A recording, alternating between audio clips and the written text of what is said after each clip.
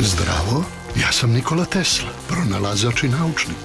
Zadužio sam čovečanstvo naizmeničnim prenosom električne energije. Daću ti savjete kako da uštediš energiju, jer ona pokreće čitav naš svet. Gasi sijalice i stare zameni štedljivim.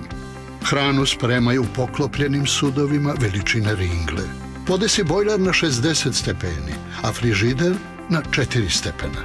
Kad ne rade, televizor, kompjuter i punjače isključi iz struje.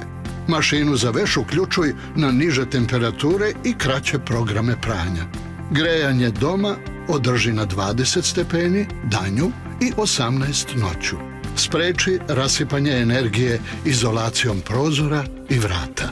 Štedi energiju od danas svaki dan za pametne navike i održivu budućnost.